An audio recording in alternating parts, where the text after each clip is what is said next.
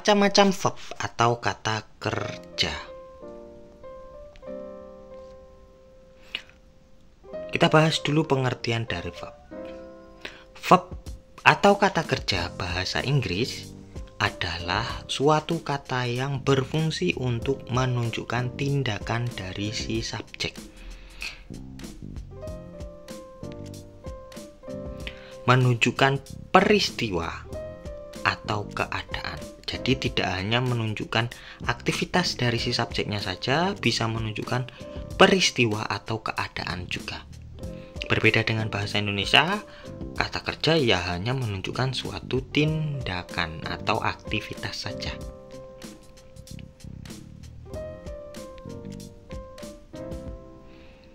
Kita bahas macam-macam verb. Yang pertama ada verb 1 atau simple form atau bare infinitive. Yang kedua ada verb 2 atau past form. Yang ketiga ada verb 3 atau past participle. Yang keempat ada verb ing, verb yang ditambahkan ing atau present participle. Yang kelima ada verb SIS, additional infinitive verb yang ditambahkan S atau IS. Yang terakhir ada to plus verb 1 atau to infinitive. Kita bahas satu persatu. Yang pertama ada verb 1 atau simple form atau bare infinitive. Suatu kata kerja tertentu yang dapat digunakan tanpa menggunakan to pada kalimat tersebut. Bare infinitive sering disebut juga dengan istilah base form, short infinitive atau zero infinitive atau simple form juga bisa ya. Contoh: act, bertindak, repeat, mengulangi, count, menghitung, learn, belajar, eat, makan, go, pergi. Ini verb intinya saja teman-teman, tanpa ada tambahan ing, acting, bukan, repeating, bukan, dan lain sebagainya. Nah, kita lanjutkan dulu. Verb 2 atau past form, suatu kata kerja atau verb tertentu yang dapat digunakan untuk menyatakan kejadian di waktu lampau. Nah, kalau kita ambil dari contoh yang di awal tadi verb 1 ada act. Nah, ini ketambahan ed. Acted, repeat jadi repeated, counted, learned. Terus ada at dan when. Nah, kebetulan bentuknya berbeda. Tadi ada it, sekarang at. Nah, bentuk verb 2-nya.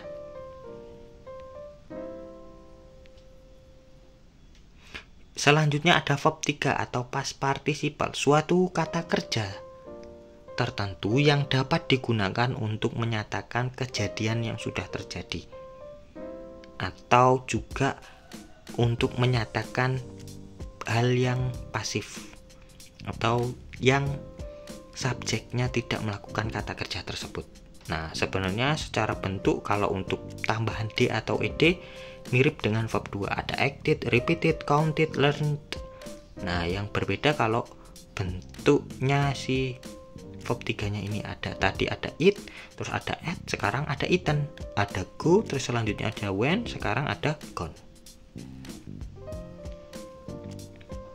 Verb ing.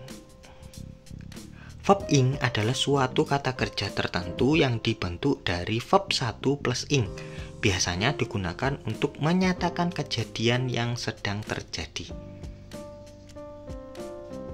Nah, tinggal verb 1 tambahkan ing saja teman-teman. Act jadi acting, repeat jadi repeating, count jadi counting, learn jadi learning, eat jadi eating, go jadi going. Jangan diambil dari yang verb 2 atau verb 3. Acting bukan, atau tadi ada when jadi wenting bukan maknanya nanti berubah. Going bukan. Nah, maknanya sebenarnya kan sama semua, bermakna bertindak. Dari acted, acting, bertindak semua.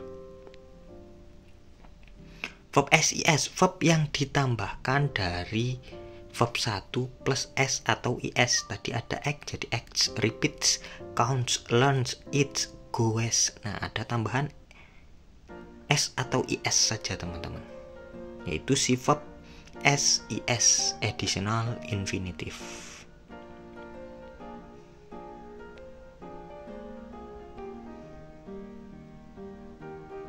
Yang terakhir ada to infinitive, suatu kata kerja yang dibentuk dari to plus verb 1. Tinggal tambahkan to saja di depan verb 1 yang tadi. To act, to repeat, to count, to learn, to eat, to go. Pengelompokan macam-macam kata kerja. Nah, sekarang kita bahas pengelompokannya nih. Pengelompokannya berdasarkan perubahan bentuk, ada reguler dan irregular. Sebenarnya di sini untuk membedakan verb 1, verb 2 dan verb 3 saja, teman-teman. Reguler itu bagaimana? Perubahan bentuk yang menggunakan bentuk verb 1 sebagai dasar pembentukan bentuk verb yang lain. Nah, verb yang lainnya itu apa? Verb 2 dan verb 3. Sedangkan irregular, tak beraturan, itu apa? Perubahan bentuk yang menggunakan bentuk verb 1 sebagai dasar pembentukannya. Bentuk verb yang lainnya akan tetapi ada perbedaan dari bentuk verb 1, verb 2, dan verb 3-nya. Tapi bisa kita ambil kesimpulan teman-teman untuk yang irregular, kalau enggak semua verb 1, verb 2, verb 3-nya berbeda semua, verb 1, verb 2, verb 3 sama semua, bisa jadi verb 2 dan verb 3-nya yang sama atau verb 1 dan verb 3-nya yang sama. Itu untuk yang irregular. Kita lihat ke contohnya.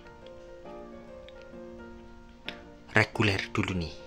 Perubahan kata kerja beraturan yang dibentuk yang menggunakan bentuk verb 1 plus D atau ED. Nah, fokuskan saja pada verb 1, verb 2, dan verb 3, teman-teman. Sebenarnya pengelompokan ini hanya khusus untuk verb 1, verb 2, verb 3. Kenapa? Karena verb ing, verb SIS, to infinitive, atau to plus verb 1 diambil dari verb 1 semua. Tinggal tambahkan verb ing untuk verb 1. Tinggal tambahkan ing untuk verb 1-nya. Verb ing-nya.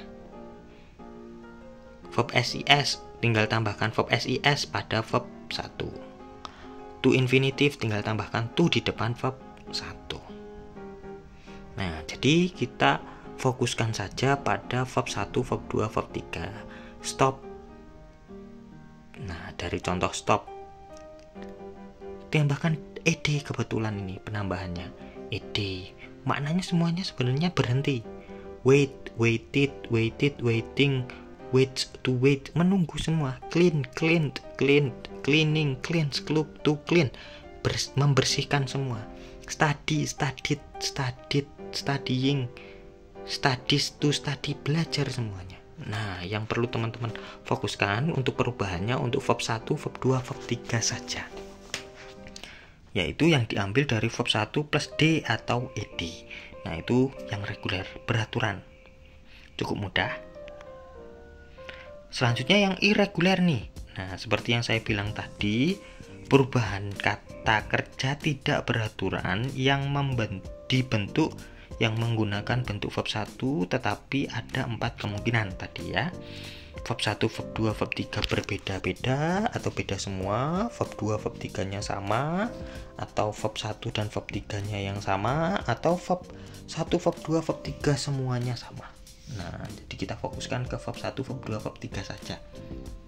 Juga ini ya. Contoh. Sama semua ternyata. Contoh yang pertama nih. Ada put, menaruh nih. Verb 1, verb 2, verb 3-nya sama semua. Put. Kalau verb ing, verb SIS to infinitive ya diambil dari verb 1. Puring, puts, to put.